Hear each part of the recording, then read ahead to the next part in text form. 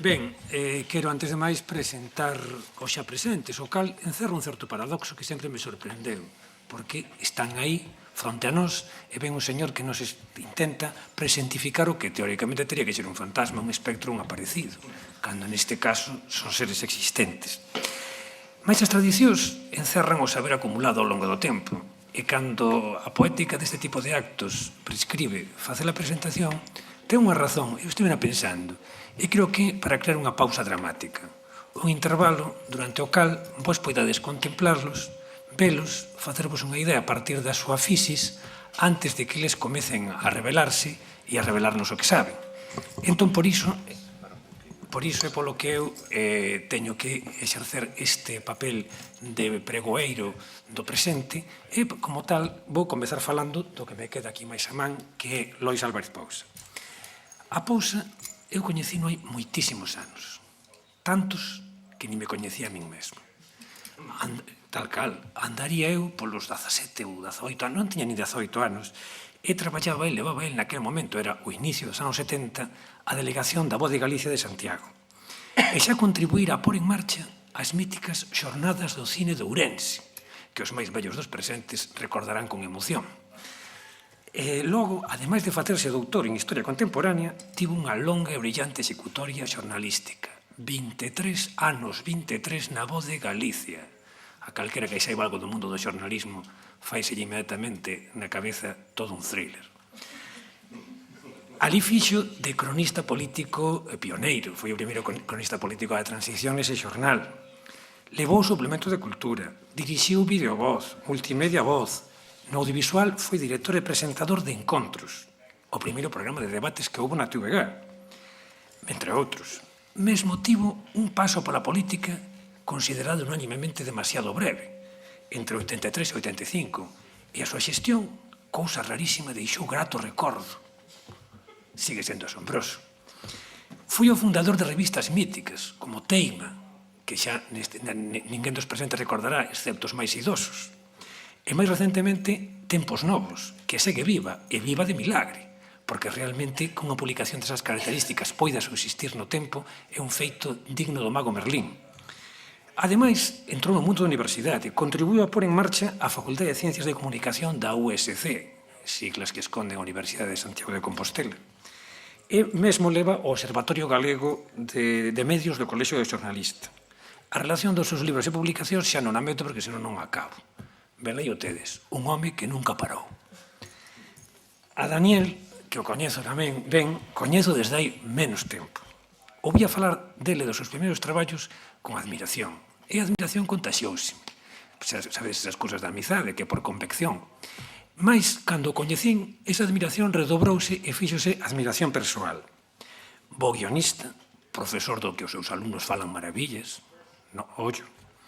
Magnífico e lúcido escritor, ler as súas reflexións, por exemplo, en Tempos Novos, é un placer. Daniel, ademais, é responsável de curtametraxes tan míticas como Río de Sombras, do ano 86. Hai unha breve biografía ou autobiografía escrita por el nas páxinas da Xencia Audiovisual Galega que é lectura obrigada. E aforraría calquera traballo de presentación.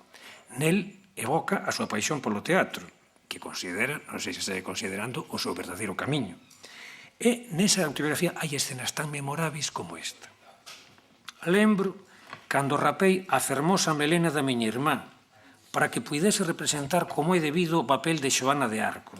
Aínda me dan arrepíos cando evoco a cara da miña nai cando descubriu a desfeita. Escenas desta categoría.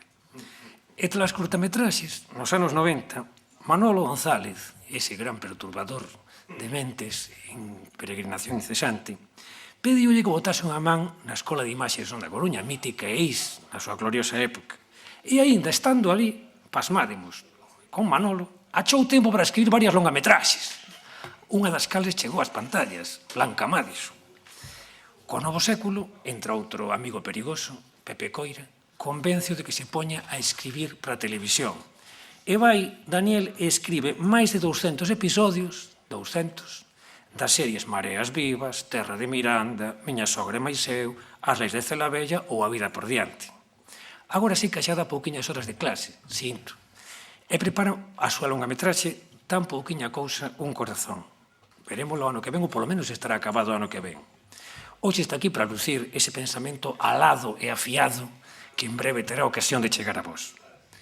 A Xosé Rúas gustaríame dicir que tamén o coñezo, mas non o coñecía de nada en persoa ata que chegou aquí hoxe.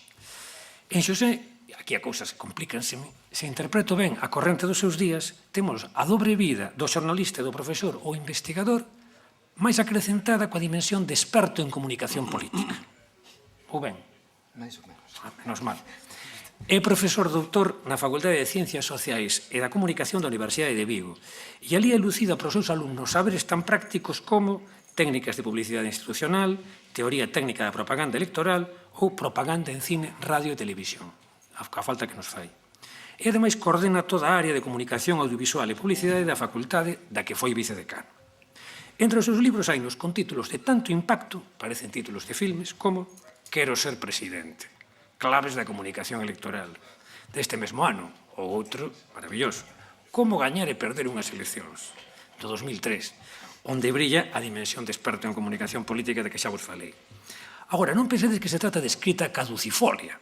Non, nada diso, son obras amenas, mas igual de profundas que outras máis, digamos, académicas nas que ten participado, como Comunicación e Universidade, do 2008, a Inmigración na prensa galega, do ano pasado, ou Información, Opinión e Propaganda na prensa galega durante as primeiras eleccións da democracia, o libro, non as eleccións, do ano 2006. Vou acabar de presentalo con dúas frases súas que confío en citar ben. Unha vez preguntáronlle como era posible que Berlusconi gañase os comicios en Italia. Xosé respondeu, porque en Italia, para votar, compre tachar os candidatos na papeleta. Outra frase súa tan gloriosa como grouchesca, en política, a vitoria defínese como unha sucesión de fracasos. E agora, antes de que por fin eles comecen a facer un primeiro relatorio, a sementeira do debate, son as palabras para situar o campo de xogo. Que a lingua galega foi recuperando usos e rexistros ao longo destes 2 séculos non ten dúbida. Abondo ver que, como lembraba outro día, a Academia Galega do Audiovisual xa naceu sendo galega e non gallega como a outra. E despois de restaurarmos con vigor o uso literario da lingua e outros usos sociais, vivimos hoxe a encrucillada que nos ven ocupando todas estas sesións de consolidar o audiovisual como un ámbito cultural propio, formador da nosa cultura. Confrontados tamén co que imos relembrando unha outra vez que a perda de falantes da lingua, o seu retroceso, e daquela confrontámonos con toda unha serie de problemas que nos levan a que lugar ocupa a lingua nesta redefinición incesante da nosa identidade que temos que facer na actualidade. E a isto, desde os seus respectivos puntos de vista, van responder os nosos aquí presentes relatores, os que a Academia, unha vez máis, agradece a súa presenza. Lois, ti mesmo. Bueno, despois desta presentación tan xenerosa por parte do amigo Manolo, Raúl Veiga, e outros máis, pois non me cabe máis que agradecerlo porque evidentemente deu a impresión de que era un home moi importante e evidentemente non o son, así que está claro así. Sí que quería, en primeiro lugar, alegrarme e aplaudir a iniciativa destas xornadas de debate sobre a lingua e o audiovisual. En primeiro lugar, porque me recorda, sempre a nostalgia ás veces é interesante e productiva, recórdame que hai justamente 35 anos, nesta mesma cidade de Ourense, empezamos a falar, a discutir e a debatir con moitísima tensión, cunha sobredose ideolóxica, porque o momento aínda tiña unha componente de resistencia, era o ano 1973, e puxemos en marcha as xornadas do cine en Ourense, que era, supuña, por unha parte, digamos, un atrevemento, porque o réxime aínda estaba vivo, e, en segundo lugar, porque rompía os discursos da cultura letrada sobre a que se viña articulando a resistencia e a oposición ao franquismo, e iso introducía un desasosego nas élites culturais do país. Acababa de presentarse, e non sin polémica tamén, o informe dramático sobre a lingua galega do profesor Alonso Montero, estaba realmente vivo ese debate, non? E nos introducímolo xustamente para falarmos da necesidade de que a cultura galega asumise o mundo da imaxe como algo que, de alguna maneira, tería ou poría a vida ou morte a súa sobrevivencia, non? A súa supervivencia. Recordo como Carlos Velo, a quen trouxemos a Galicia, a quen se lle rendiu a primeira homenaxe que recibiu no seu país, na súa terra, como intentou, con aquela carga pedagóxica que tiña a hora de falar e de ilusionarse, de emocionarse, cando falaba de cine, cando falaba da imaxe, cando falaba do futuro da imaxe, non? Pois recordo como intentou convencer as xentes que enchían a sala de proxeccións, onde tiñamos as proxeccións das xornadas do cine. Naquel momento unha das salas era a dos salesianos, do Colexio Salesiano, como trataba de convencernos a todos de que o futuro da lingua e o futuro da cultura de Galicia estaba precisamente no audiovisual. E para iso traía debaixo do brazo, el procedía, viña de Xapón, nese momento viña de Xapón, de unha grande feira das novas tecnoloxías do audiovisual, e traía debaixo do brazo un videodisco, non? Hoxe xa é prehistoria o videodisco, pero naquel momento era realmente para abrirnos os ollos a todos, non? Un videodisco que contiña a película El Golpe, non? O Golpe. E quedamos todos cos ollos abertos. Dice, mira, e isto non é nada, decíanos el, porque isto dentro de nada vai explosionar de 40.000 maneiras. O que acabo de ver agora no Xapón é o que marca, o que delimita o futuro de calquera cultura, non?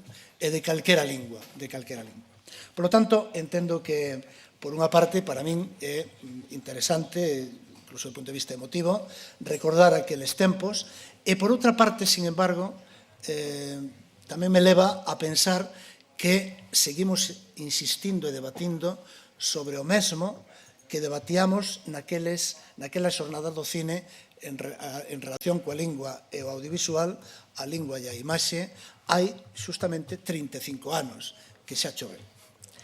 Ben, quixera facer unha breve exposición, a ver se consigo ser sintético, non? Para valorar o que, ao meu modo de ver, ten que ver coa necesidade que unha cultura, un país que ademais ten xa as súas propias institucións, independentemente de cal sexa a calidade das institucións, de cal sexan as competencias que ten, etc., pero evidentemente, incluso pensando na comunicación, a institución clave da comunicación que está creada desde o ano 85, que é a Televisión de Galicia, xusto 10 anos despois de que eu pasara pola Comisaría de Policía de Ourense para que declarase que entendía eu por o que quería decir cando reivindicaba a necesidade dunha televisión nacional galega. Eso de nacional, o da televisión aínda pasaba, pero eso de nacional sentáballes mal. Naquelas xornadas reivindicamos por primeira vez a necesidade de que Galicia contase con os medios de comunicación públicos, evidentemente, fundamentalmente centrados na televisión. 10 anos despois, cousa que 10 anos antes era para nós prácticamente unha utopía, pois 10 anos despois puñase en marcha a televisión, o sea que as cousas marchan moi apuradamente e, por outra parte, moitas veces pensamos que estamos xogando con algo irrealizable, con ideas que non se poden realizar, e ao final todo é realizable e solamente fai falla vontade para leválas adiante, non? Ben, eu entendo que, digamos, habría que situar e ubicar todo este debate sobre o audiovisual e un pouco os sinais de identidade do audiovisual galego, que evidentemente para min pasa como un dos factores claves pola lingua, sitúo dentro do que eu entendo como a necesidade de articular un espazo galego de comunicación. Un espazo galego de comunicación. Desde logo, partindo da necesidade de que hai que ir afortalando, creando, porque se non nos entendería facilmente de maneira correcta, polo menos, o que significa este concepto, a identidade, non? É A identidade sempre ten que estar en construción e, evidentemente, recibindo e aproveitando todo o que a propia a revolución tecnolóxica, todo o que significa a explosión científica e todo o que significa a posta en marcha de novas maneiras de expresión, pois poden darlle precisamente vida e fortaleza a esa identidade. Nas circunstancias actuais, entendo que, tendo en conta, ademais, o comportamento dos axentes e procesos mundiais da información e da comunicación, as formas máis determinantes e, de seguro, as máis explícitas para construir e para expresar a identidade nacional de calquera país sitúase no campo da comunicación. Sitúase no campo da comunicación. A vontade de soberanía ou as pretensións de expansión dunha soberanía exprésanse a través dos espazos de comunicación, que podríamos definir como a construción dun espazo cultural diferenciado e a súa penetración a través dos grandes mass media e dos circuitos das comunicacións nun espazo xeopolítico determinado. A miña hipótese é a seguinte, que os límites dos espazos xeopolíticos serán definidos, sobre todo, polos espazos de comunicación, e non a inversa. E non a inversa. E cales son os factores claves dese espazo de comunicación? A comunidade lingüística, a comunidade de cultura, as institucións políticas representativas na lingua propia que abastecen o territorio dunha comunidade e vontade de telas e vontade de telas. A función da lingua do poder ten aquí un papel central como instrumento básico, non o único, da organización dos discursos, que é básico demostra o feito de que nunca ningún proceso de imperialismo militar ou político deixou de estar seguido por un imperialismo lingüístico, que non é único porque se incorporan, demostra porque se incorporan novas e importantes linguaxes non naturais ás estrategias de dominación dende a matemática, a fílmica e a televisiva, por poñer exemplos. A identidade cultural galega estaría definida, para sintetizar, por dous elementos específicos e irrenunciables. En primeiro lugar, a consciencia territorial, ou o sentido de pertenza dun territorio a unha colectividade, e a inversa. En isto radica o principio de soberanía política. E ve a lingua galega como a linguaxe propia e fundamental da comunidade. En isto radica o principio de competencia comunicativa. A necesidade de conseguir uns mecanismos eficaces de control do propio espazo, de control da entrada e circulación dos fluxos comunicativos, informativos e culturais, é evidente. Sen iso, dificilmente se pode aspirar á reconstrución dunha cultura nacional capaz de afrontar os retos que se lle están planteando xa nos primeiros anos do século XXI. Propostas concretas. Garantir as condicións óptimas de apropiación cultural, é dicir, de democratización da produción cultural propia e estricto control da penetración de tecnoloxías, fluxos e modelos culturais foráneos.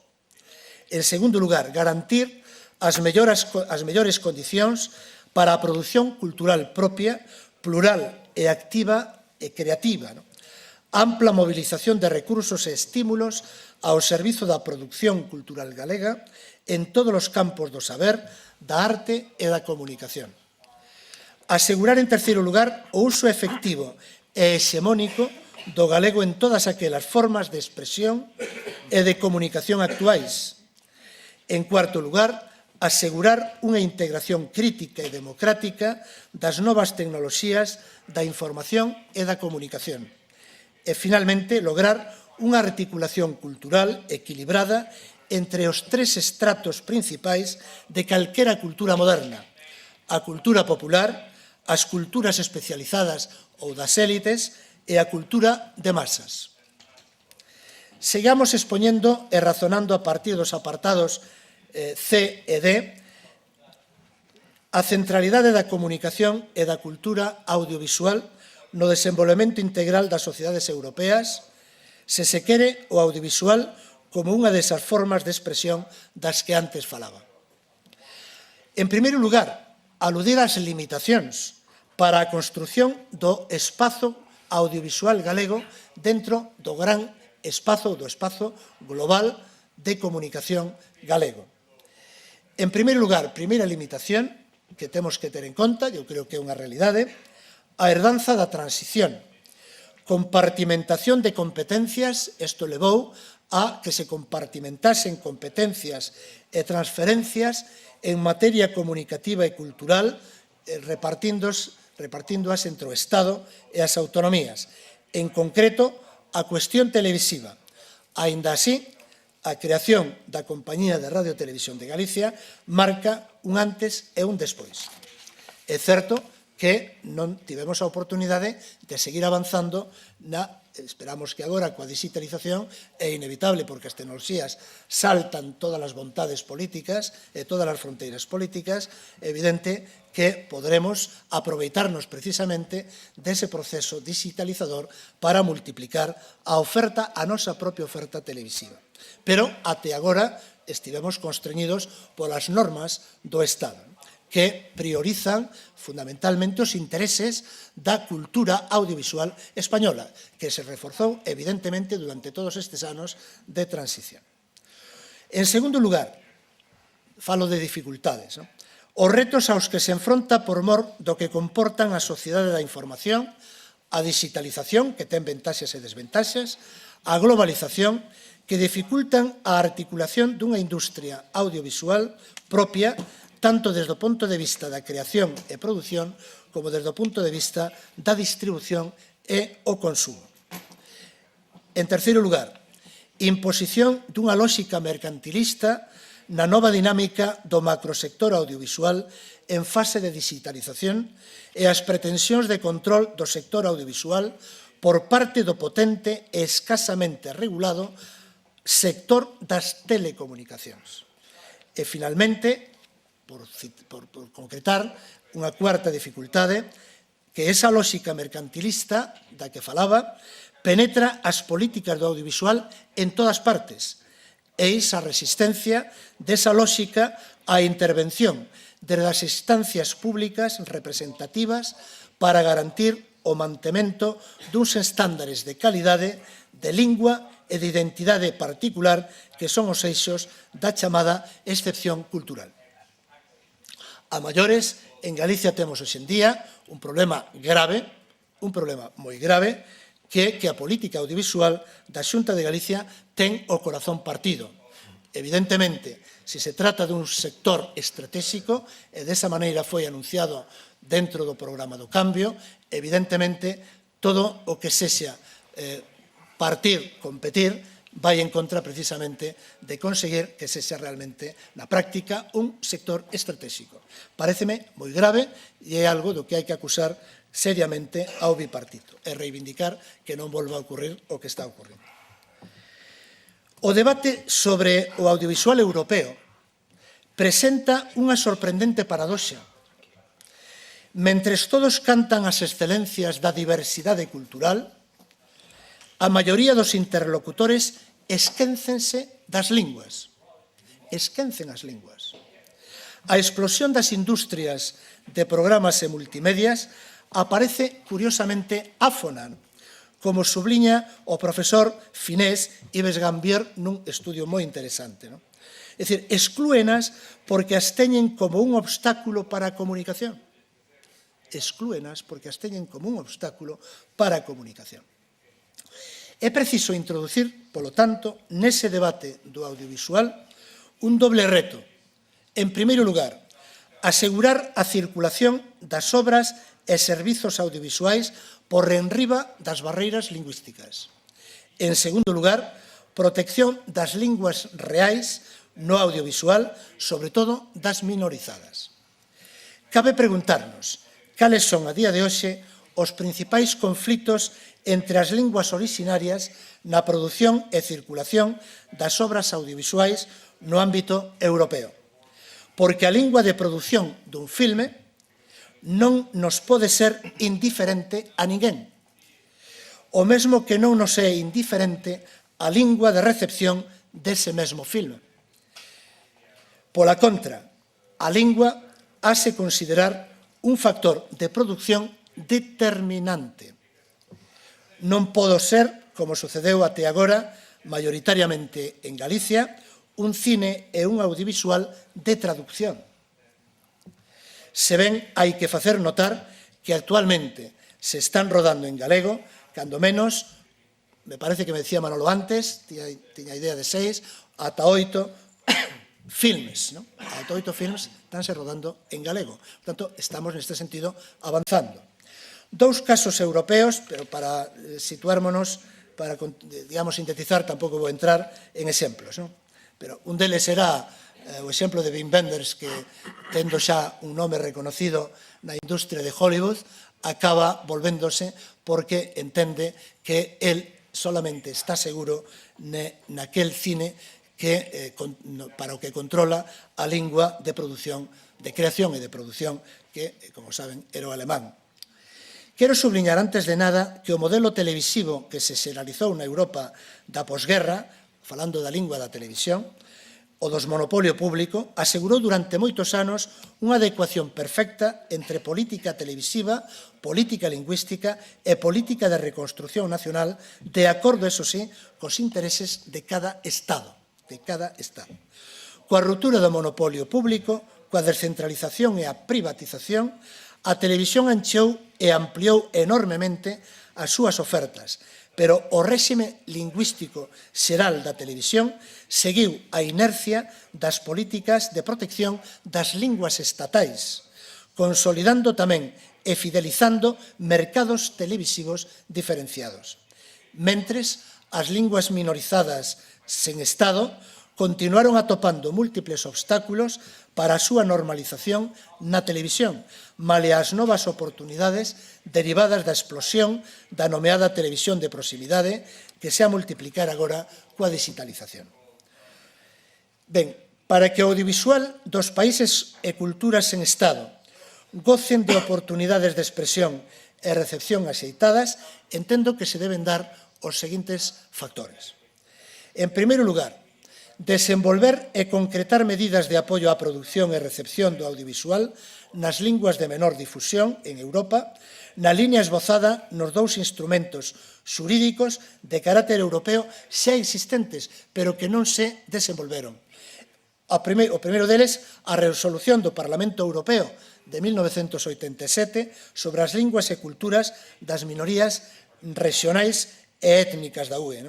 En segundo lugar, a Carta Europea das Linguas Regionais ou Minoritarias do Consello de Europa, que data de 1992, e que, desde o punto de vista do audiovisual, prácticamente están virxes, non se aplicaron en nada.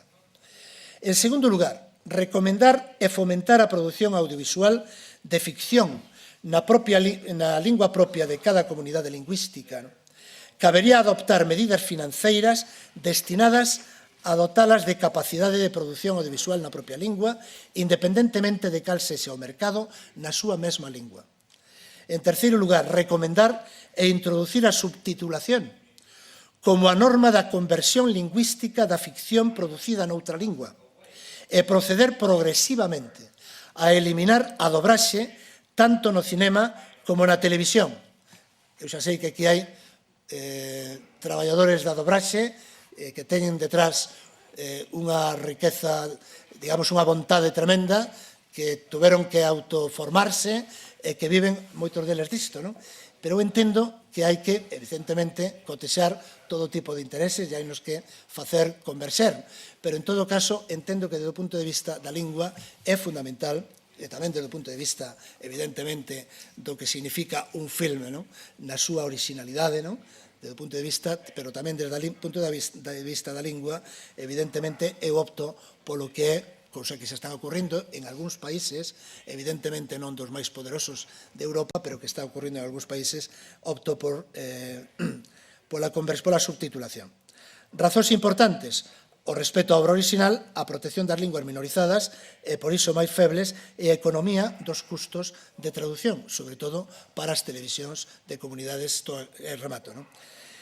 Recomendar, finalmente, e facilitar intercambios de traducción, básicamente a través da subtitulación, pero non só, entre as comunidades lingüísticas europeas que teñen menos parlantes, non? E tamén estimular e financiar o intercambio de obras e programas audiovisuais de cada comunidade. Ben, non entraba agora no que é o ciberespazo, porque eu creo que é un campo, pero, bueno, para non estar no monopolio da palabra, evidentemente, retomámoslo no debate, porque, efectivamente, é un tema do máximo interese. Daniel, ilústranos.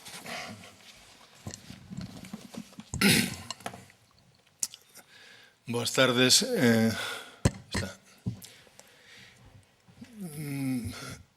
Pido disculpas anticipadamente porque vou a ser extremadamente subxectivo.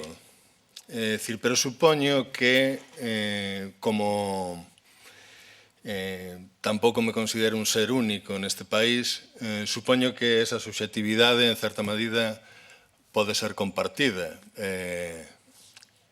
Pero me refiro a que vou falar realmente desde o punto de vista dos meus propios sentimentos. Quero decir, sería unha exageración, que vos falaría co corazón na man, pero, bueno, valga como metáfora.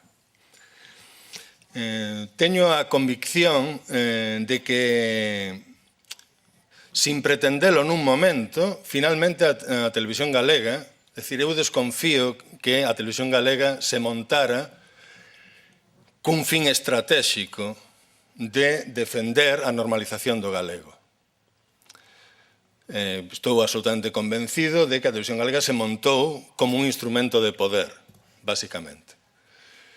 Sin embargo, o que sinto hoxe en día é que, finalmente, a televisión galega convertiuse nun instrumento de normalización do galego no eido do audiovisual.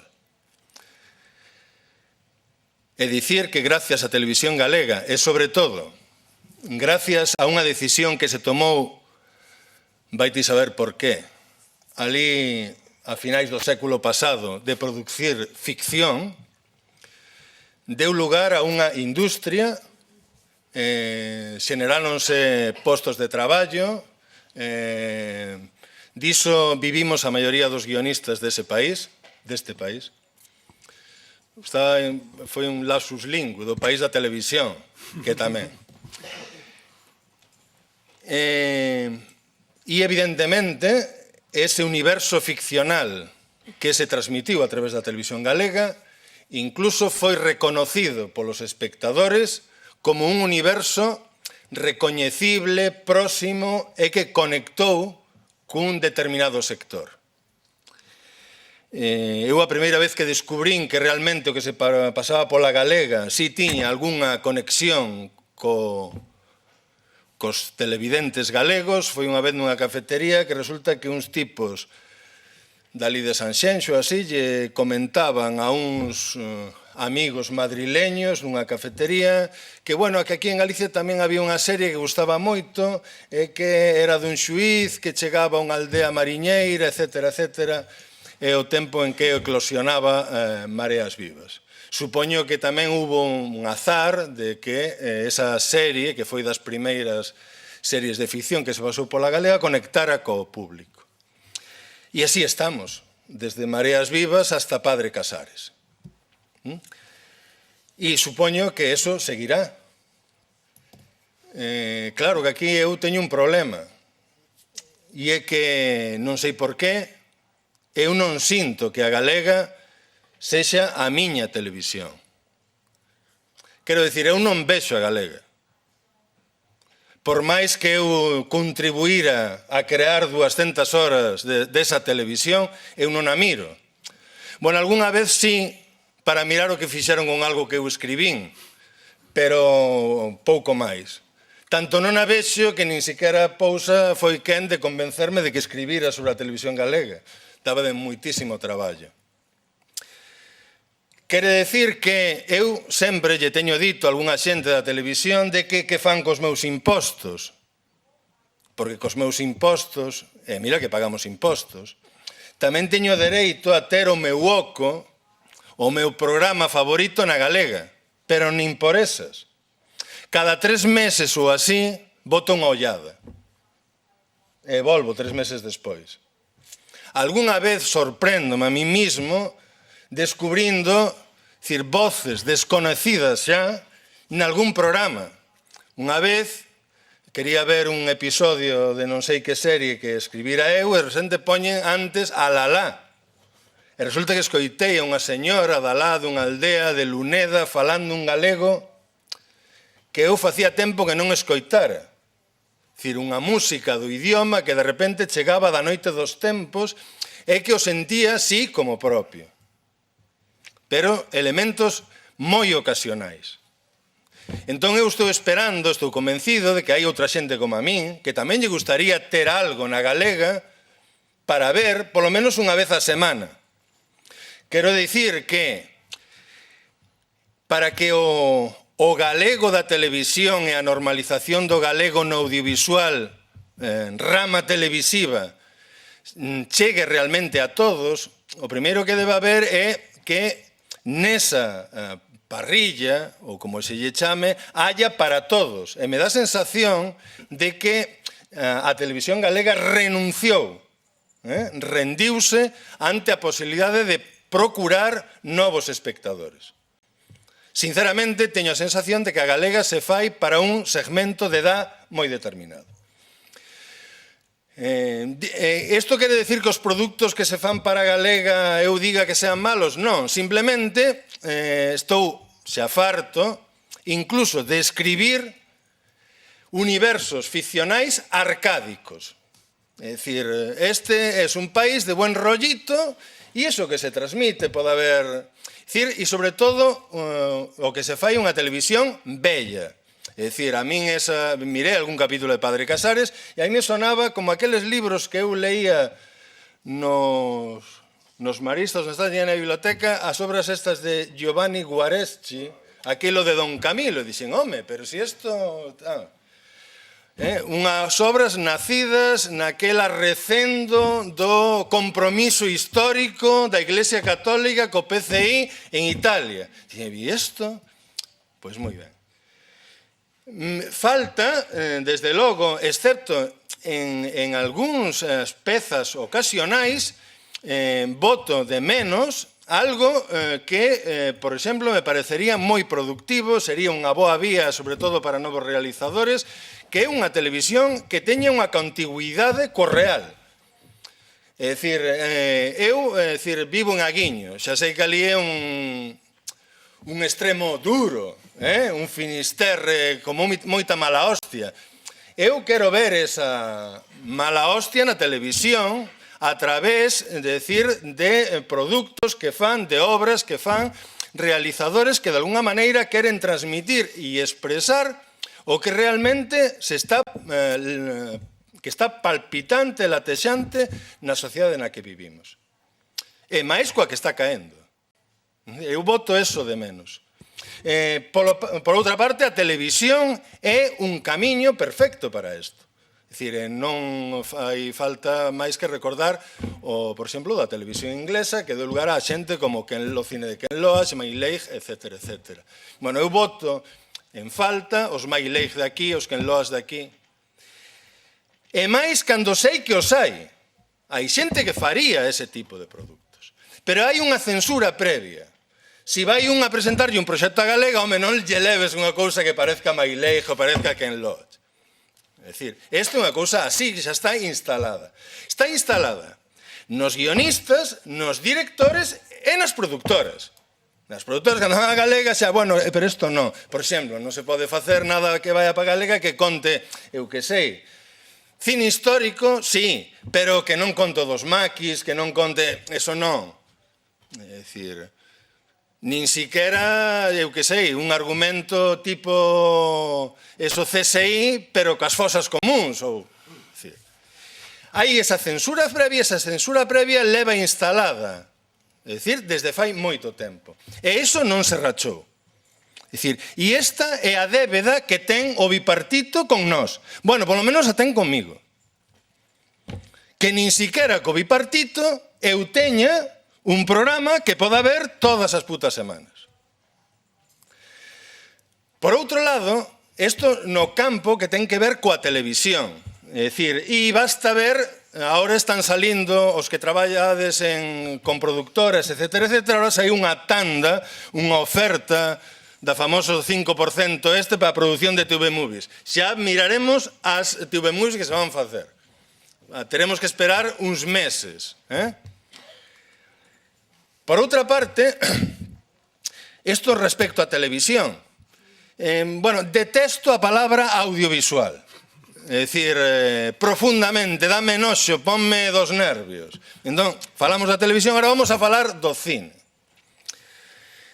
Respecto ao cine, considero que as voces, o galego que aparece nas películas, é unha mera ferramenta. É dicir, é un instrumento que ten unha importancia relativa no film. É dicir, se pensamos que os diálogos nun guión son o 15% do que aparece escrito, eso é da idea, é dicir, do que ten de instrumento de normalización, digámoslo así, lingüística no campo do audiovisual. Si, evidentemente, o cine ten unha importancia relativa no campo que é da normalización, chamémoslle así, cultural. Evidentemente, no campo do cine tamén teño un problemiña. É dicir, cústame encontrar no cine que se produce, non sei se decir aquí en Galicia, pero sí cos cartos da subvención. Hasta hai 3 anos, algo que valera a pena ver con contadas excepcións. É dicir, con verdadeiro risco. É dicir, a miña idade xa non é que as películas me teñan que gustar. Necesito ver, comprobar que a persona que as fixo puxo a súa alma aí. E entón, a maioría das películas que vin hasta hai 3 anos eran, con moi poucas excepcións, personas destas con sangre fría. Eu non notaba ningún calor nesa pantalla. Independientemente que me gusten ou que non me gusten. É dicir, boto de menos a paixón a hora de facer as cousas. Evidentemente, estou convencido de que o cine, como nos mamamos o cine, morreu. Para sempre, finiquitou, punto final. É dicir, o cine, como experiencia comunitaria, de ir dunha forma ritual ao cine, é dicir, todos os domingos, eso se acabou. E nunca volverá. O problema xa non é que as salas sean máis ou menos incómodas, simplemente é que as salas comerciales son un ámbito de censura, chamémoslle así, artística. Basta ver o que se votan nas salas comerciais de todas as capitales de Galicia. É dicir, xa non é que non se poidan ver películas galegas, é que non se poden ver moito do cine que se fai no mundo. Por poñer un exemplo, non se pode ver a última película de Coppola, non se pode ver a última película que fixo Hermano Olmi, por poñer un exemplo. Algúnas das películas máis recientes, para miralas, ou hai que ir a ver aquí nun cineclub aquí de Santiago ou ben no Cegai. Poño por caso a obra dun dos cineastas maiores deste tempo e probablemente do cine que se faga daqui en 50 anos, que Pedro Costa, un cineasta portugués. Non se pode ver o cine deste tipo. Pódese ver en Cannes, pódese ver en Nova York, pero aquí non se pode ver. En Lisboa tampouco. Entón, entendo que, é dicir, non solamente existe unha fenda no que é o galego, no audiovisual, sino que hai unha fenda co cine que é distinto, co cine, chamémoslle, non comercial. Por suposto, aquí hai un erro de partida do que eu me confeso en parte culpable. Un dos obxectivos para todos os que traballamos na Escola de Imaxe e Sonido durante a década dos 90 era formar traballadores que traballaran na industria do país. Creo que se o fixéramos ahora outra vez, igual estruturábamos outras prioridades. Porque a industria do país, hasta aí ben pouco, estuvo facendo películas que presentaban aquí o guión en galego, alá en Madrid, quero decir, o guión en castellano. Logo as películas se facían en castellano e finalmente as películas se estrenaban en un par de salas aquí, as que non iba nin Dios, bueno, algún profesor de galego, quizá, en galego. E se te he visto non me acuerdo. Acabouse a historia. Por primeira vez, nestes 3 últimos anos, de pronto atopámonos que hai películas que se empezan a facer ao marxen incluso dos circuitos comerciales, que non teñen a veces incluso cabida nos circuitos comerciales e que tiveron que buscar un circuito alternativo. E eses circuitos alternativos chámaselle cinemas digitais ou chámaselle, e é como se chama a carioca esta, non? Que está así enroscada. E aquí atopamos outra historia cíclica, outra historia que se morde o rabo, que é de sempre xonxa a Pradolongo. Cando mira... E escoitaba a Ignacio Vilar contar a historia de Pradolongo, é dicir, volvíamos outra vez e dice, pero se isto foi o de Chano Piñeiro que andaba por aí, isto é a cousa de, non é o boca a orella, é o porta a porta. Dicir, colle, sabe, vas porta por porta mirando... Dicir, de alguna maneira, esa experiencia de cinemas digitais, que a mí me parece unha experiencia fundamentalmente, e agora, é dicir, que é reciente, romántica. É unha maneira de recuperar unha experiencia en moitos sitios xa perdida na noite dos tempos de que a xente dunha parroquia iba ao cine xuntos, non? É dicir, Manolo ten esperanzas de que realmente eso termine, incluso termine convertíndose nunha experiencia rentable para os que fan esas películas ou, polo menos, que saquen un beneficios desas exhibicións. Ojalá. En todo caso, queda un asunto pendiente, pero en todo caso deixámolo para despois, que me está, que é o problema da definición.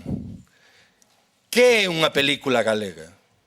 Porque depende como definamos ese concepto, así habería que darlle as axudas correspondientes. E é unha cuestión clave, é unha cuestión administrativa, pero que xenera e que leva aparellados cartos. Deixámoslo aquí, entón. Xosé, isto está que arde. Tócache a ti manter agora o ritmo narrativo adecuado para acabar en clímax. Intentaremoslo. Este xaponés está un pouco dorminte. Quizás está facendo harakiri. Sí, pode ser. Ben, bueno, boa tarde. O primeiro que teño que dicir, ainda que no programa figuraba Paco Campos como poñente, eu non son Paco Campos, non? Que se podría dicir como aquilo que decía aquel bello programa, que penso que era Emilio Aragón, que decía yo soy Emilio Aragón y usted no lo es, ¿no? Bueno, si quisiera agradecer a presentación e a labor de pescuda, mesmo de declaracións, eso me soa a mí os tempos de xornalista, onde pescudábamos declaracións de xente, non? Bueno, escuitaba falar tamén dun corazón partido que tiña Luis Álvarez Pousa, se caixe xa tamén porque ele é de Xinzo da Limia. E eu tamén me sinto moi ben, non? Porque eu son ourensán, ainda que vexades aí Universidade de Vigo, bueno, hai que en Ourense a veces, mesmo algún xornal lle chama Universidade do Sur, a fin de contas prácticamente é o mesmo, porque, quero dicir, Vigo é un barrio que está, pasas o Pino, a gasolinera do Pino, e o barrio seguinte é Vigo, prácticamente, non? Un barrio de Ourense, non?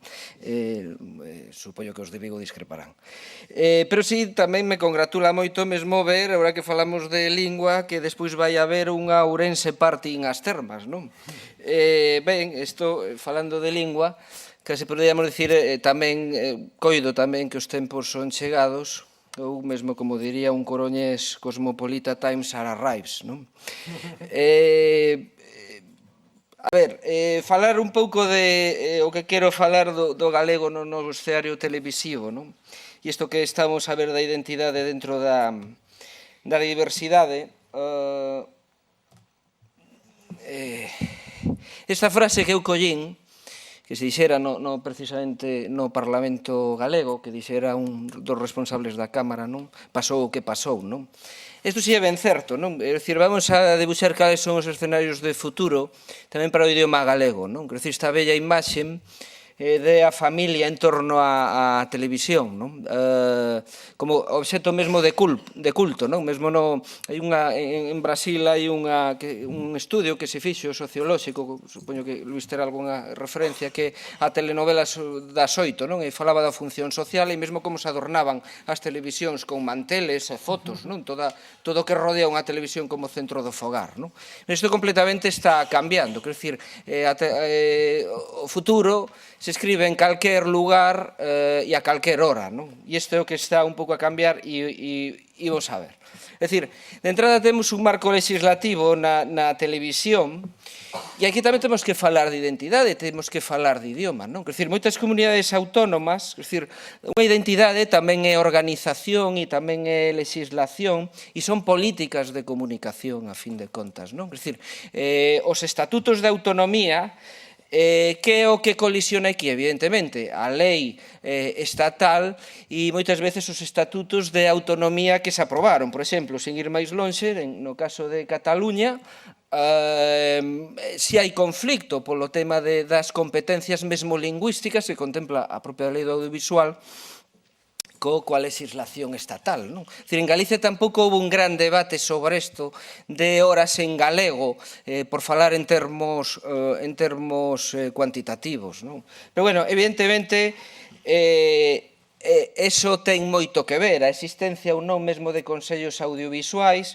O tema de Galicia, bueno, se seamos realistas, quer dizer, nin a lei de, falaba antes con Luís, nin a lei de publicidade institucional, nin a reforma de televisión van para esta legislatura. O que pasa que, bueno, había que facelo para decir que se intentou, pero ao final non pudo ser, non? Quer dizer, evidentemente, a reforma a nivel estatal que propuña o Comité de Sabios, algún deles, como falábamos mesmo na comida, bastante decepcionado e defraudado da utilización que se fixo do que eles propuñan, pois ben, din, bueno, estamos na segunda legislatura dun goberno a nivel estatal que sempre ten unha leve caída ou maior caída e aprobaremos e a sacaremos adiante na terceira se chegamos, non? E o mesmo vai acontecer, quer dizer, con calquer reforma deste tipo, tanto no audiovisual como na publicidade, que, bueno, irá a lei ao Parlamento, pero non vai entrar en vigor hasta a próxima legislatura, non?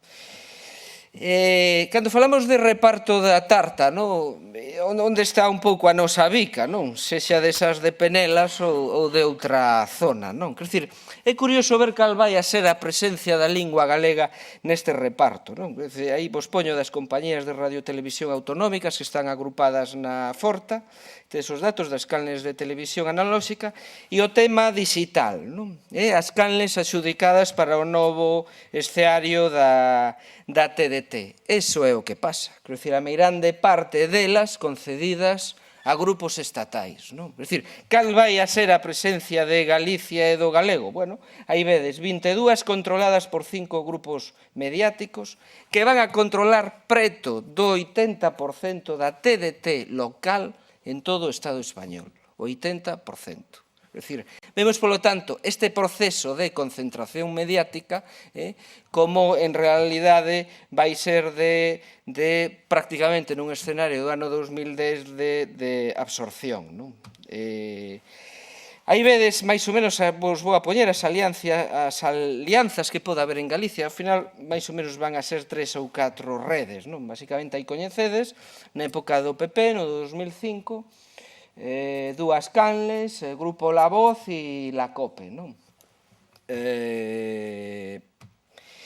Vai a ser aquí algo distinto de o que está sendo esta concentración a nivel estatal todo o tema da facturación, e tedes os orzamentos do 2008 da Televisión de Galicia, dos 142 millóns de euros, 50 millóns a facturación de 150 pequenas e medianas productoras de programas, empresas de dobraxe e de cine.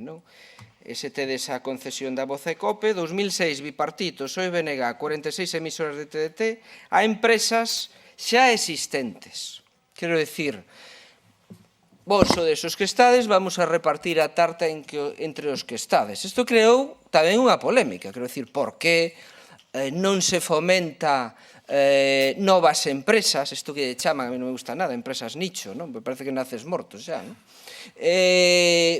íntegramente, que produzcan material audiovisual, ainda que non guste, pero que produzcan netamente en galego. Non, preferimos repartir a tarta entre os xa existentes. Bueno, prometen investir 150 millóns de euros, crear máis de 1.800 postos de traballo e, producir un 80% de emisións en galego.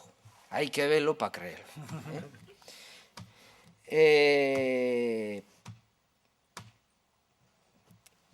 Vamos a facer unha cosa, tendo en conta, poño aí que o modelo de televisión local será dunhas 4 horas de media de programación original propia, incluso isto que se fala moitas veces, televisión, espello, ventana, si eres espello ou ventana, da dúa realidade da propia comunidade, incluso nas televisións locais. Bueno, podería haber unhas 70.000 horas máis en galego.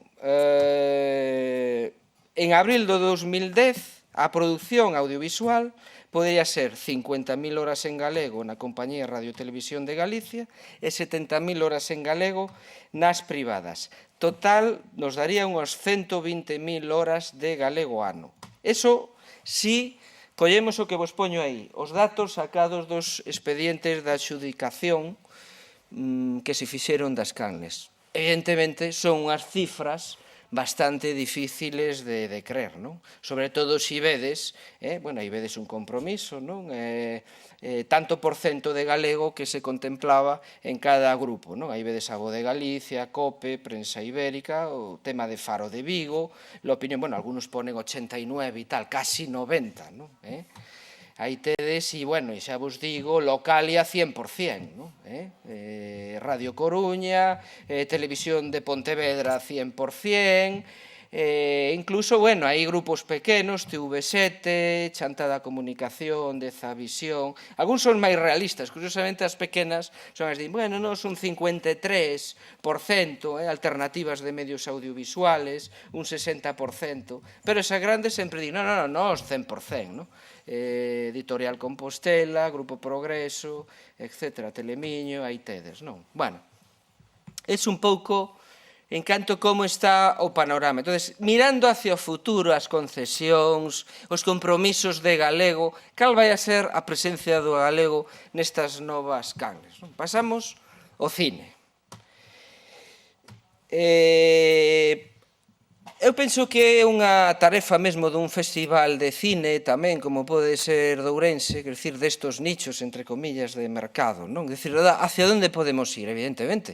Se collemos a comunidade lusofalante, luso galego falante, 200 millóns de persoas. É que xa en Brasil son 180, É dicir, entón, nesto funciona un pouco, eu penso, si Mahoma non va a la montaña, que la montaña vaya a Mahoma, Entón, promocionar, pois todo estes nexos de unión, Portugal, Galicia, Brasil. En Portugal mismo los gallegos, que nos chama moitas veces en Latinoamérica, e ter esa presencia aí, quero dicir, na propia emigración, nas casas de Galicia, mesmo nos compromisos que se están facendo a nivel estatal co Instituto Cervantes, quero dicir.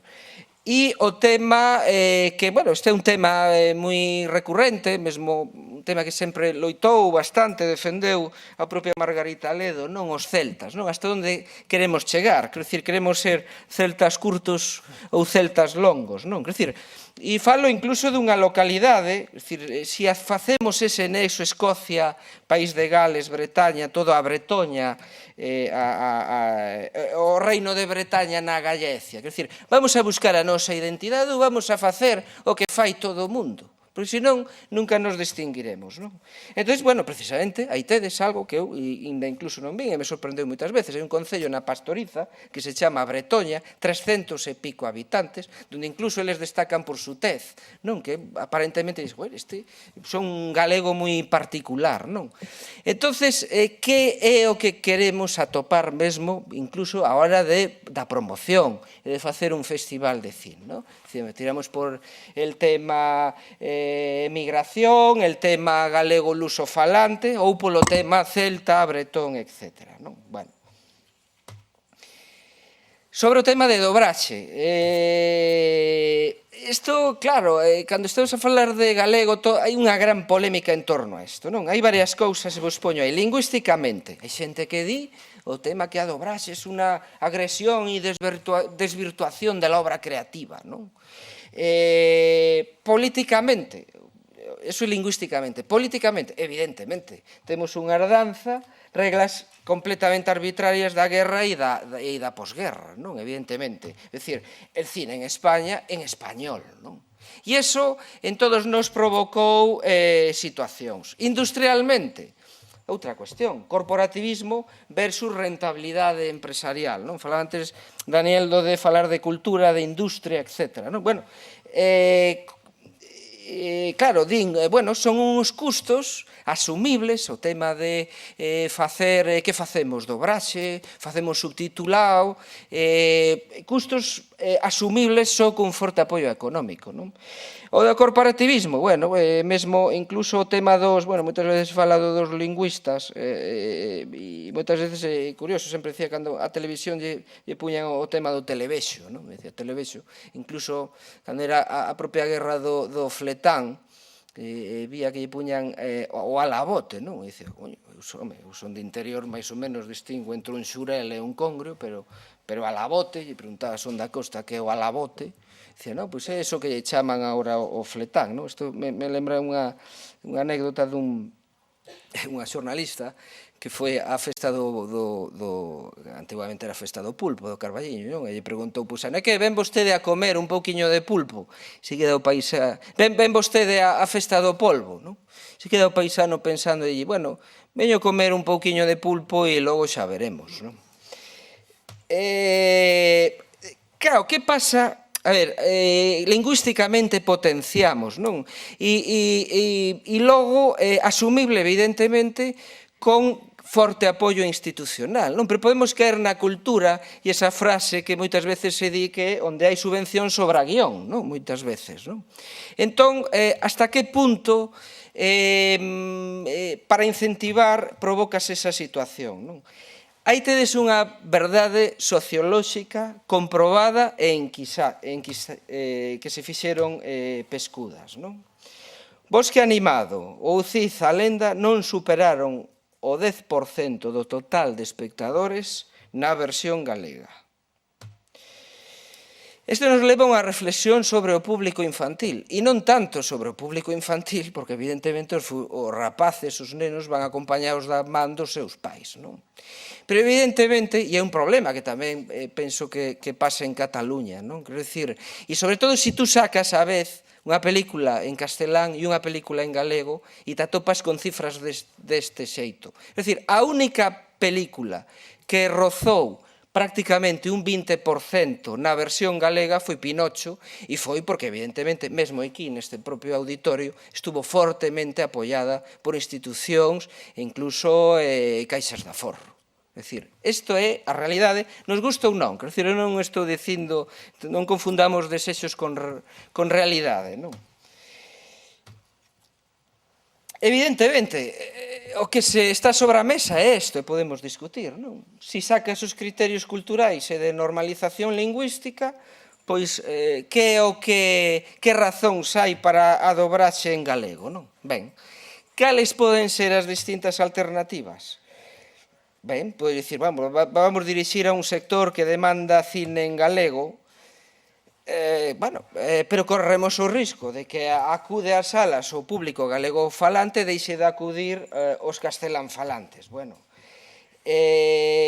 outra posibilidade, convivencia, versión original en castelán con versión galega. Poño aí cine galego entre comillas, que é unha cousa que salía antes sobre a mesa, non? Que é galego, non? Galego en canto a produción. Podemos chamar unha película producida, é dicir, situacións de bilingüismo entre comillas, que é dicir, Mar Adentro era unha película onde captaba moi ben distintos diálogos, é dicir, había intervencións en catalán, algunha intervención en galego, etc. Hacia onde queremos ir, non? Para ben e para mal, Mar Adentro, a película con maior recadación, vos poño aí, do cine galego, e foron 324.788 espectadores en Galicia, claro.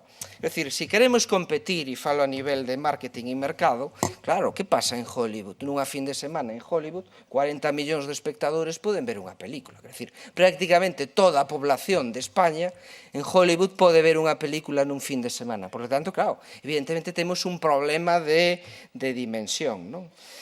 O tema das film commissions, bueno, é dicir, podíamos debatir tamén, porque a veces, quer dicir, creas un órgano para desburocratizar que acaba burocratizándose aínda máis, non? É dicir, pero podemos situar a Irlanda fronte a Galicia, non? A promoción, bueno, dicir, bueno, pois aquí tamén temos acantilados para rodar, non? Podemos discutir, por exemplo, si los girasoles ciegos, pois, contribuye ou non a traer máis xente a que se coñeza Ourense máis no mundo, non? Hai outra alternativa aí tamén, películas galegas, vos poño aí, subtituladas en inglés, Sí, o efecto, pero que claro, que pode acontecer aí co subtítulo? Vos poño, efecto whisky dick, lembrades aquela publicidade que decía o veo la película o leo los subtítulos, non? Evidentemente, é só para xente sin complexos que quere acudir ao cine e non lle importa eso, quer dizer, bueno, Mel Gibson, vos poño aí, rodou películas tamén en arameo, pero nada impide que o galego resulte unha lingua auténticamente cinematográfica, ou sí, non? Penso que é o que temos que discutir. O camiño, e remato xa, o camiño da promoción, non? É outro camiño posible, aí tedes algúns exemplos. Programas curtas e docs para a distribución de obras audiovisuais galegas, vistos en máis de 40 festivais internacionais e 500 mercados de todo o mundo. Curtas en galego subtituladas en castelán, en inglés e francés. Por exemplo, El espírito del bosque se vendeu en máis de 60 países. Aí tedes 4 curtas, subtituladas en 3 idiomas e que se promocionaron por todo o mundo. É dicir, é unha alternativa. Bueno, non vou entrar no galego no novo escenario da comunicación multimedia e falo aí da Galicia na competición dos todoterreo dos 4x4x4, non? Porque hai 4 redes, terrestre, cable, satélite, internet, 4 niveis, texto, son, imaxe, rede virtual e 4 pantallas, televisor, ordenador, móvil e cine. Bueno, pois todo isto o vamos a ter nunha soa cousa. É dicir, aí tedes un iPod, tedes un teléfono móvil cunha pantalla e o videoxogo. Bueno, mesmo, incluso hai pantallas que xa se enrollan e nunha mesma pantalla podes ter todo. É dicir, ese é o camiño da triple converxencia das 4 pantallas, non? Bueno, cal é o camiño? Evidentemente está a ser internet. Aí vedes cifras de Europa e de España. Baixar música, ver películas ou vídeos. Estamos na xeración net, non? Mozos de entre 15 e 24 anos, que curiosamente son os que máis acuden ao cine, acceden máis a internet que ven a televisión. Isto por primeira vez mudou. 82% deles usa internet entre 5 e 7 días a semana e xa só... Isto parece tocar. Só un 77% ve a televisión regularmente. Quero dicir, internet xa está por enriba da televisión. Aí vedes, curiosamente, datos que te descargas. En Europa, cine, 38%. En España, 57% se está a descargar a xente moza. E remato xa, non? Cal pode ser unha proposta a xeito de conclusión? E penso que o necesitamos, non? Unha rede de plataforma audiovisual, unha plataforma audiovisual galega na rede, non? Quer dizer, se miramos as cifras de por onde vai a xente moza, como sube o consumo de internet, baixa o cine, baixa a televisión, etc. Bueno, evidentemente, claro, pois non tes a mesma calidade, pero é un xeito de esta frase de Galiza no mundo, pero tamén de ter o mundo en Galiza, non? Si queres, por exemplo, unir comunidades, sexan celtas, sexan galego-lusofalantes, etc. Bueno, e nada máis, xa paro de tocar o piano, xa.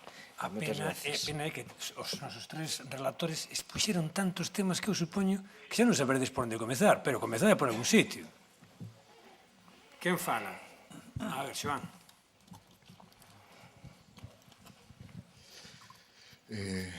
Gracias. Bueno, boas tardes. Bueno, son dúas preguntas. Unha delas era para Ignacio Vilar, que vai marchar. Non, que Ignacio Vilar tocou un tema curiosísimo a mañán, deixo-no así, falando do filme Ilegal. Pero Ignacio vai estar na próxima mesa. Esa Sí, salta. non, pero era... Ou se che vai a rego... Sí, pero era sobre a imposición lingüística do español, non? Cando se fala do cine galego. Entón, eu me gustaríame saber cal é a imposición lingüística do español a hora de falar da cinematografía galega, o sea, o que se denomina o que está como cinematografía galega. E outra é, para Luís Álvarez Pousa, cal pensa el que era a razón pola cal o nome do traductor, non, desaparece da nosa cinematografía cando parece ser que é a figura central, porque de feito na cinematografía galega sen o traductor raramente teríamos unha denominación que fose cine galego, porque rodadas en galego desde o ano 86 ou 89 ata o 2009, pois deben aparecer como uns 5 ou 6 títulos de cine, de longametraxe de ficción. Entón, cal pensei el que pode ser a desaparición, ninguén coñece o nome de ningún traductor. Bueno, sei que hai xente aquí que sí, pero ninguén coñece o nome de ningún traductor. Entón, eu creo que, seguindo a Yves Gambier e seguindo a Benuti, eu creo que esa desaparición do traductor non é casual nin inocente. Algúna razón terá. Entón, pois, cal pensei el que pode ser a razón. A pregunta era para ti. Bueno, eu entendo que eso tamén ven derivado da inexistencia dunha estrutura industrial e, conseguintemente, dunha dinámica que implica que, mesmo de cara á promoción de unha película, pois conlevaría sempre unhas altas doses de marketing que evidentemente estarían moi ligadas á figura dun produtor. Tampouco, digamos, sempre nas cinematografías, digamos, europeas, se está agora mesmo reforzando a figura do produtor, máis ben estáse utilizando como retaguardia, quen vai, digamos, acolchonando o camiño polo que en principio debería pasar unha película, non? Vese, eu veño agora, estive no Festival de Cine de San Sebastián, e digamos que todo o aparataxe de promoción das películas, non? De un montón de países, estaba fundamentalmente centrado na presencia do realizador, do director, ou dos directores, ou da directora, ou das directoras, e no que sería, pois, fundamentalmente o cadro artístico, non? O cadro artístico. Eu creo que, de todas maneiras, en Galicia non podemos falar de productores... A reflexión está ben. Eu non o cortei, por eso. Eu falaba de traductores. Tú dices... perdón. Pero estaba ben a reflexión. Bueno, vale de reflexión tamén, non? Vale de reflexión, non? Bueno, en realidade, si a maior parte das películas, si lle tuveras que poñer sempre, digamos, a autoría de traducción, acabarías realmente facendo porque a maior parte dos títulos de crédito estiveran relacionados ca traducción, porque eu entendo que basicamente foi sempre un cinema de traducción, tanto do punto de vista da produción, de como da rodaxe, xa do guión, que decía antes Dani. Bueno, aquí houve unha política por parte da Xunta de Galicia na anterior legislatura, en parte polo que ten que ver coa presidencia, coa parte do audiovisual que está centrado na presidencia na Secretaría Xeral de Comunicación. Eu creo que siguen un pouco por aí, con esa idea de que aquí, digamos, hai unha especie de complexo de inferioridade, de que aquí non habería, digamos, material humano, material técnico, etc., suficientemente de calidade como para poder, digamos, crear obras que poideran ter unha resonancia xa non só galega, sino en exterior, non? E na pasada, digamos, co goberno anterior de Fraga, durante o fraguismo, todos sabemos de que maneira os diñeiros públicos de Galicia foron unha especie de imán que lles facilitou a cantidade de produtores, a cantidade de realizadores con nome, pero sobre todo de empresas de producción españolas, a viabilidade dos seus proxectos. Evidentemente, despois, con un actor, unha actriz, sempre en papeles secundarios, etc., para xustificarse, pero nada máis. Realmente estábamos axudando a fortalecer precisamente, digamos, o monopolio do que significa cine español, en toda a súa extensión da palabra. E a iso contribuiu o poder político de Galicia, o mesmo que contribuiu, como decía antes Pepe, o mesmo que contribuiu a trasladar o pouco que tiña na súa man, do punto de vista da comunicación e dos medios de comunicación, a entregarlle gratuitamente ás emisoras de radio primeiro, ás televisións digitais agora, mesmo incluso co bipartito actual exactamente igual, a, digamos, grandes empresarios da comunicación españoles. Así que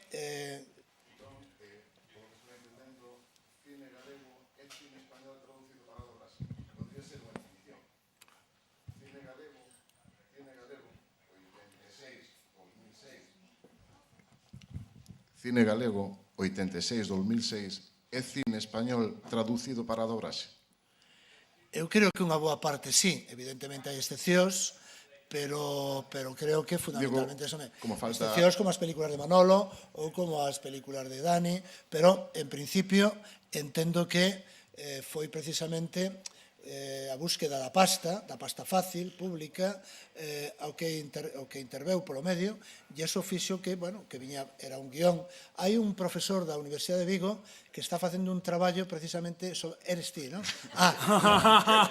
É que falamos por teléfono, pero non te coñecía, non? E iba a falar precisamente do traballo interesante, moi interesante polo que me dixeches, non? Por teléfono, que estás a facer precisamente para comprobar que realmente o cine que se fixo aquí é un cine de traducción en un cine galego, non propiamente tal, non? Como entendemos, como hai que entendelo, non? Esta anécdota demostra que somos galegos e non nos coñecemos.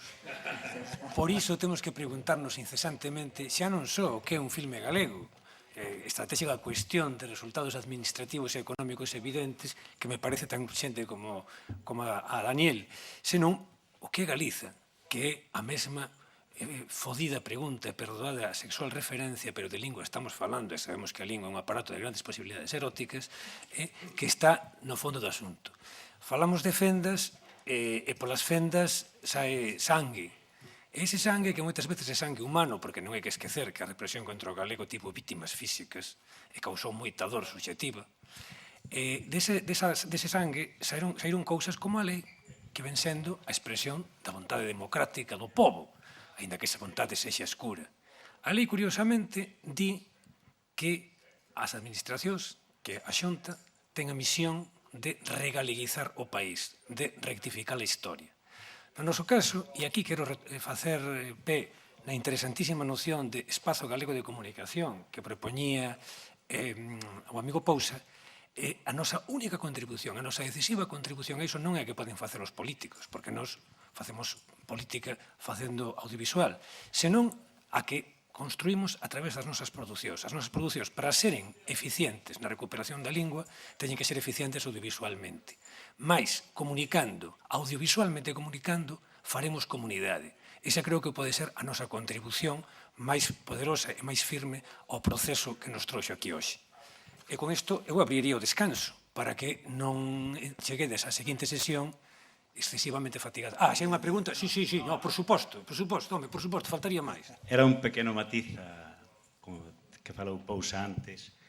Eu creo que un camiño para acabar co galego témolo fácil se tiramos as cousas por un tema que el falou antes, que é o tema da subtitulación. Eu non entendo que lle pode aportar, eu son do Valadouro, a un rapaz do Valadouro que lle emitan Shin-chan en xaponés subtitulado. Non o entendo, non lle vexo ningunha razón de ser, nin que lle aporte nada a un rapaz, porque mentres leo os dibuixos, mentres leo o texto non veo os dibuixos. Entón, non entendo eu hasta que punto subtitular certos produtos son normalizar o galego. Ao contrario, o galego faise porque é unha lingua viva, falando e escoitando. Os rapaces teñen que escoitar galego, non poden escoitar xaponés. Ou non, desde o meu punto de vista, non deben escoitar xaponés, deben escoitar galego. Shin-chan, unha obra mítica para os rapaces deste país, foi o que foi porque foi en galego, non porque foi en xaponés. Por outro lado, non entendo porque miña nai, que é maior, non ten dereito a ver CSI en galego cando é a súa lingua, é a lingua que mellor entende. Ela tampouco entendería, falo de CSI como falo de calquer serie que a ela lle interese ver, porque mentres lê non ve a televisión, porque dicir que a subtitulación non é unha tradición original é unha falsidade. Mentres lés, non ves multitude de xestualidade que fan os actores. Ou lés, ou miraste para a cara a John Wayne. Unha de dúas. En terceiro lugar, non entendo porque o meu fillo, que ten 18 anos, non pode ver Matrix en galego.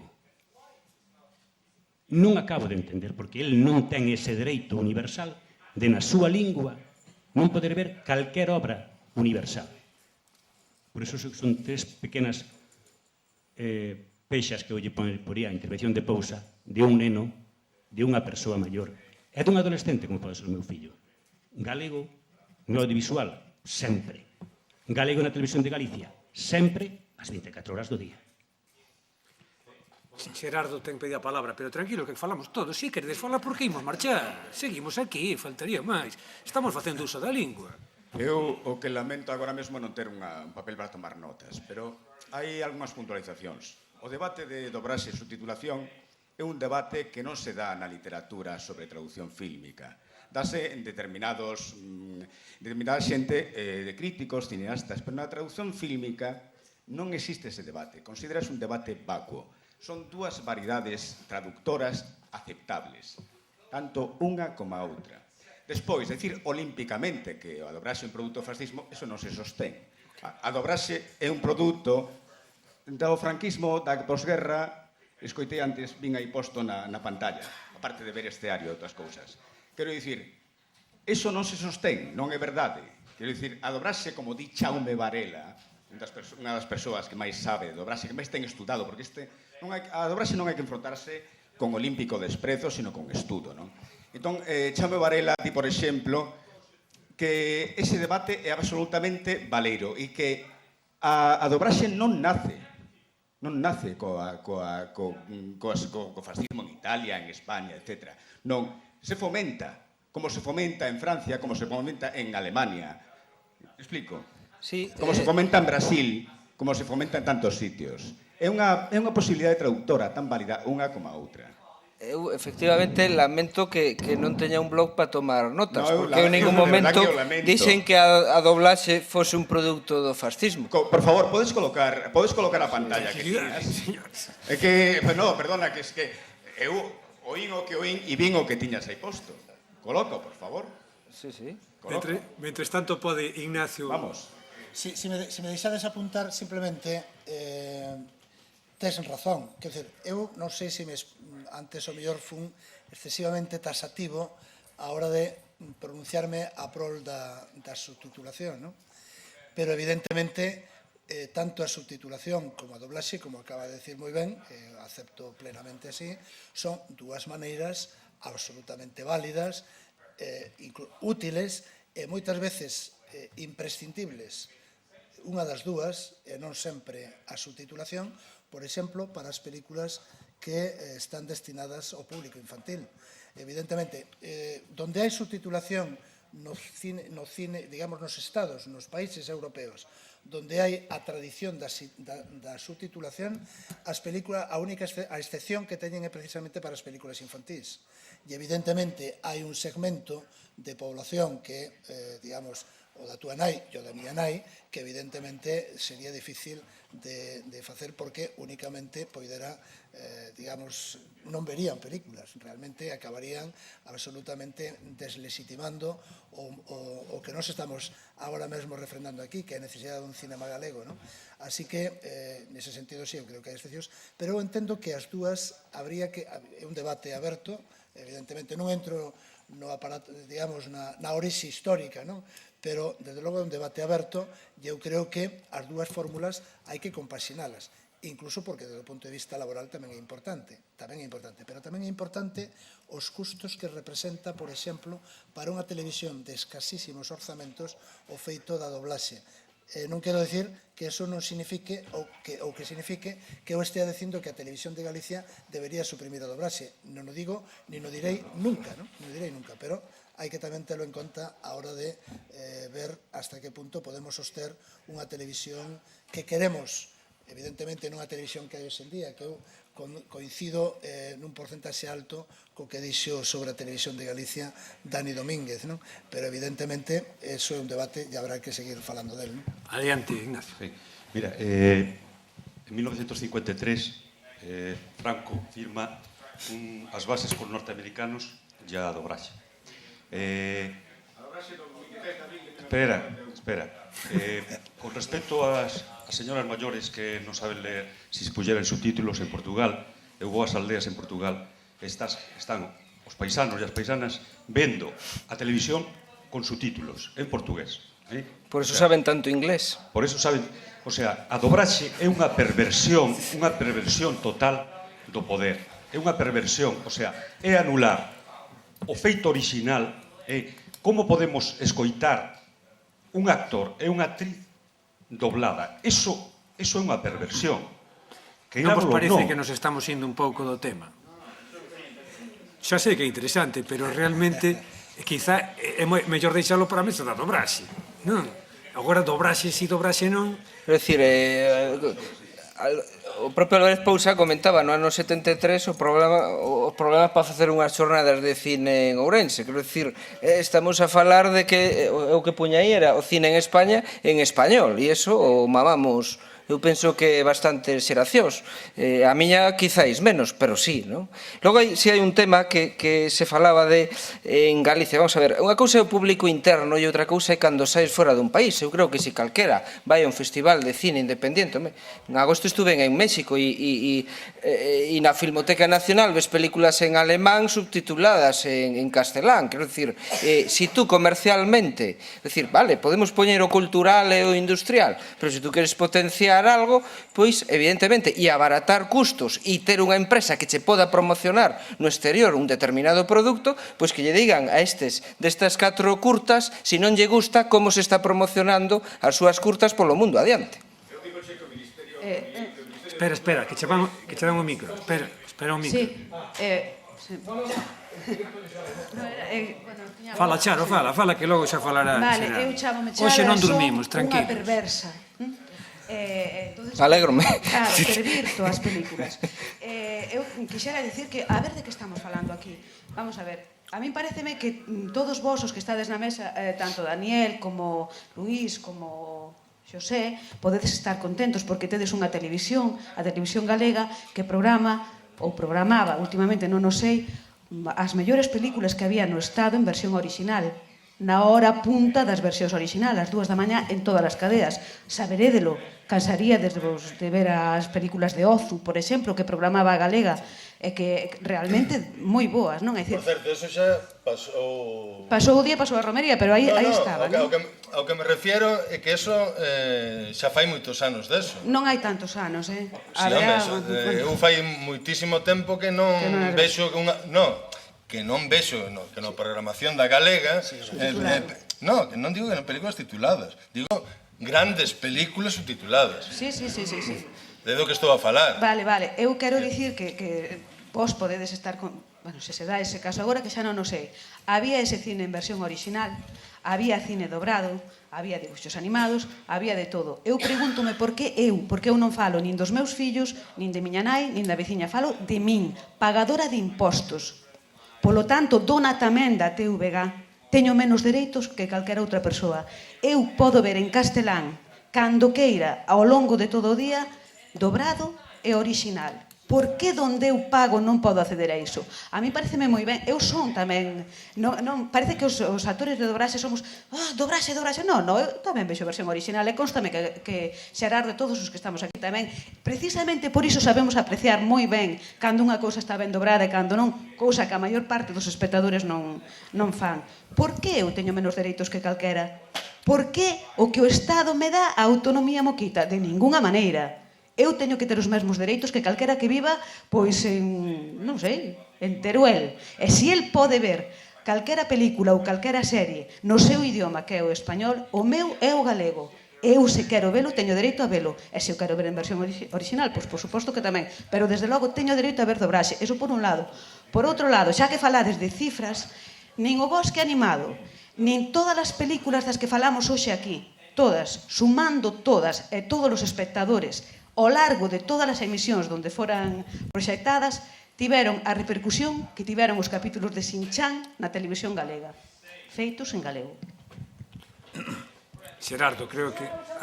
Xosé. María, pues venga.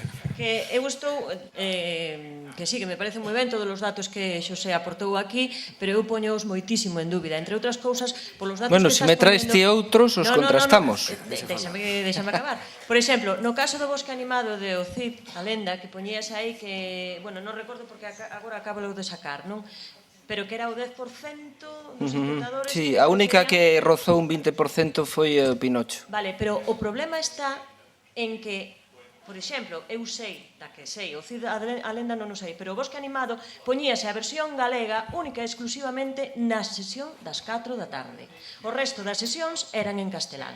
Entón, os pais, ás 4 da tarde, moitas veces, están botando a sexta e levan os fillos a partir das 6 ao cine. Entón, eses datos son bastante manipulados, porque para facer eses datos e extraer eses tantos por cento, debería haber nunha sala en todas as sesións a versión galega e noutra, ao lado, en todas as sesións a versión castelán. Entón, si poderíamos comparar. Pero cando únicamente unha única sesión é onde está a versión galega e nas outras 5 a versión castelán, é imposible extraer eses datos. Que vaya subindo ese micro. Dallo xa, Xosé, logo que acabe Xerardo. Hai unha tradición na literatura de traducción fílmica no que os países que teñen unha lingua dominante prefiren ter o seu idioma dobrado. Os que teñen unha pequena lingua, estou falando con termos do que utilizan os señores que escriben na literatura de traducción fílmica, prefiren o subtitulado. Temos o caso dos ingleses. Os ingleses non necesitan subtitular en teoría porque son eles os que exportan toda a produción fílmica. Ahora, hai datos de que aos ingleses tampouco lles gusta o subtitulado. Hai datos, e eu agora non os podo dar, hai datos diso. Hai datos de que en Estados Unidos se dobranse telenovelas hispanoamericanas ou en inglés, etcétera, etcétera. Hai datos, eso é verdade. Eu o que quero dicir é que son dúas, por suposto que como versión original non hai nada, que ata aí poderíamos chegar. O que pasa é que hai xente que cree que unha traducción dun soneto de Shakespeare é igual por Conejero, por Pujante ou por Valverde. Esa xente está equivocada, Eso non é así. Entón, por suposto, podemos entrar na definición semiótica dos códigos audiovisuais e dicir cales son as virtudes e as non virtudes da dobraxe e da subtitulación. Pero creo que o debate non está nesta altura. O debate simplemente está no respeto de saber que hai versións diferentes para unha cousa. Me explico? Ese é o único debate que por agora se pode usar, porque non viñamos a este debate, pero sí, o que non se pode deixar é pasar determinadas cousas como se fosen verdades. Eso non podo admitir eu particularmente, non como traballador que o son, non como traballador, senón como estudoso do tema, non o podo. O sea, hai dúas actitudes. Unha, respeto e estudo do tema, e outra, olímpico desprezo e ignorancia sobre o tema. Me explico? Eu que creo é que hai que ter un respeto e un estudo sobre o tema. Nada máis. Xerardo, Eu, de todas maneiras, creo que o que está, por lo menos presente na mesa e a miña atitude é de respeto, non? En todo caso, por suposto, creo que hai que compatibilizar e que, evidentemente, prefiro, é dicir, a día de hoxe, a mí se me din que é o que é máis interesante a favor da lingua e do proceso de normalización, a doblaxe e tal, eu direi que a doblaxe, evidentemente. Eu falo de que progresivamente, na medida en que, ademais, a sociedade galega vaya madurando, digamos, madurando a súa propia capacidade interpretativa, eso significa que a escola funciona de outra maneira, etc., etc. Nese sentido, eu entendo que se debería normalizar as dúas fórmulas, pero tamén é certo que hai unha razón fundamentalmente económica naqueles países europeos que teñen, digamos, a subtitulación. De feito, e por eso digo, eu antes aludía tamén esta razón económica a hora de plantexalo para Galicia, para a televisión galega, non digo para o cine, sino para a televisión galega, que son os países, digamos, menores, digamos, os que teñen menos capacidade económica, e que a doblaxe significa encarecer moitísimo o produto. Por exemplo, todo o que ten que ver coa lingua neerlandesa, co grego, Grecia, Portugal, Finlandia, Dinamarca, todos teñen subtitulado. Fundamentalmente a tradición é subtitulado. Pero os grandes non, os grandes teñen doblaxe, é certo. Inglés, Inglaterra, Francia, Alemania, todos teñen a tradición é de doblaxe. Agora sí que teño que cerrar este debate, porque senón non hai outro debate. E os relatores e moderador acabarán culpándome a min diso, e como sabedes que son un gran culpable, non me digas, Xosé, espera un momento.